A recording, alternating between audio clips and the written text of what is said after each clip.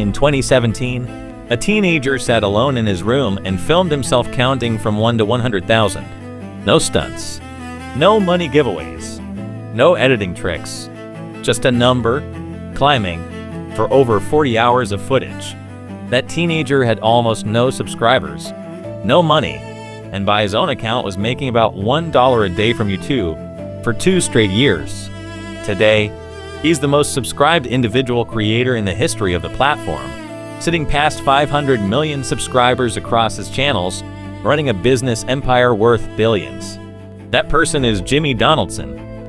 And by the end of this video, you're not just going to know his story, you're going to understand the specific psychological principles he used to engineer it. Because once you see them, you can't unsee them. You'll start watching every video, every thumbnail, every hook differently. Part 1. THE Struggle Phase. Here's what most people don't know. Jimmy didn't get lucky. He got obsessed. By age 11, his family had gone bankrupt, losing almost everything.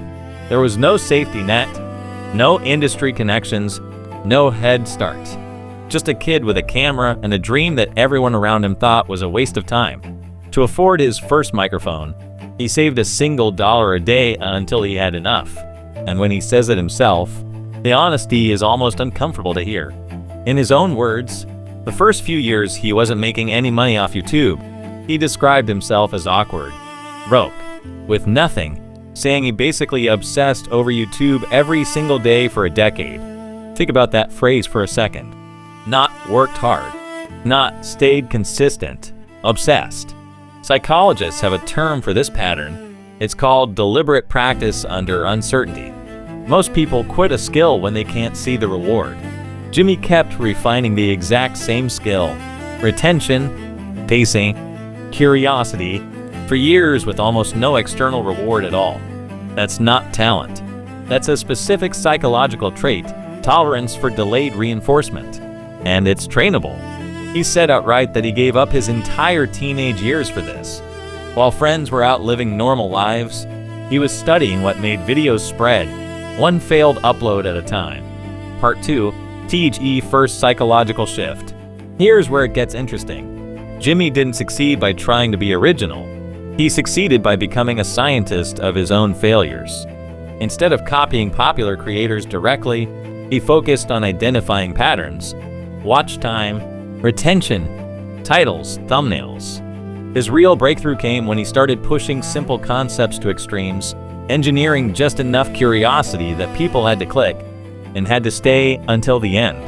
This is the psychological concept called the curiosity gap, first documented by behavioral economist George Lowenstein. The theory is simple. Curiosity is triggered not by how much information you're missing, but by the awareness that you're missing something specific. I counted to 100,000 isn't interesting because it's impressive. It's interesting because your brain immediately asks, why?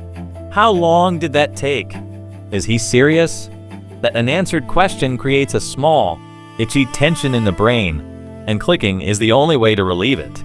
And here's the quote that explains his entire mindset in one line. Jimmy has said it plainly in past interviews. It was never about being famous. It was about figuring out what actually works, and then doing it better than anyone else. Not be creative, not follow your passion, reverse engineer the psychology, then execute it obsessively.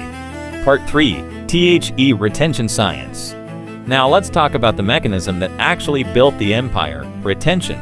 Every single second of a video has to justify its own existence, or it gets cut. This isn't a style preference. It's applied psychology. Here's the brutal number most creators don't know.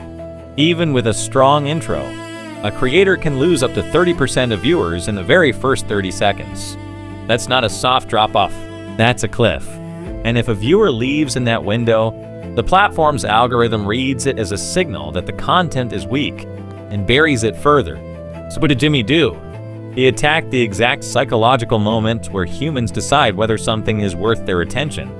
In his own words, describing his approach to opening a video on YouTube, you almost have to beg at the start, promising the viewer that what's in the title and thumbnail is real, and only after convincing them do you earn permission to slow down. This taps into something psychologists call the commitment consistency principle. Once a viewer's brain registers this is real, this is happening, they become psychologically invested in seeing the outcome, because stopping now would waste the curiosity they already spent. Saying the title and thumbnail set an expectation, and the opening of the video's only job is to immediately prove that expectation is being met. And for longer videos, the 10, 15, 20-minute ones, there's a second layer. He's explained that a single storyline can't hold someone's full attention for an entire long video, so you have to introduce a side story around the halfway point to re-engage them before they get bored. That's not editing instinct. That's applied attention span psychology, refreshing the novelty response right as it's about to decay. Part 4, THE thumbnail psychology. Let's talk about the part everyone underestimates, the thumbnail. He tests like a scientist. At one point, his videos were pulling over 45 million views within 24 hours, setting the record for most viewed non-music content on the platform 3 weeks running. And even then, he kept experimenting. He publicly revealed something that broke a rule almost every creator assumed was permanent. Removing the classic shocked face from his thumbnails actually increased his views. For years, the open mouth, wide-eyed shocked expression was considered the gold standard of clickable thumbnails. But his own creator dashboard data showed that closed mouth, calmer thumbnails were winning on watch time. Why? Because psychologically, an over-the-top shocked expression can trigger skepticism. The viewer's brain flags at his performance, not reality. And fellow creators speculated this is exactly why. Viewers who click on the exaggerated thumbnail feel baited and leave earlier, even if the click-through rate itself was higher. In other words, a thumbnail can win the click and still lose the psychological trust needed to win the watch time. This is a masterclass in a concept called expectation calibration. The goal isn't to maximize clicks. It's to maximize trust per click, because trust is what converts a viewer into a subscriber. Part 5, THE generosity engine. Now here's the part that made him not just watched, but loved. Giving away money isn't just generosity for its own sake. Psychologically, it activates something called vicarious reward. When you watch someone else receive an unexpected windfall, your brain's dopamine system responds almost as if it happened to you. This is the same neurological mechanism behind why lottery ads and surprise party videos are so compulsively watchable. But here's the deeper layer almost nobody talks about: the cost behind it. On the Diary of a CEO podcast, Jimmy admitted to losing tens of millions of dollars on his MrBeast games and openly discussed the exhausting reality of what he called living life on hard mode. He's been remarkably candid that, so far, he considers himself more unhappy than happy, a strange, uncomfortable truth sitting underneath one of the most feel-good brands on the internet.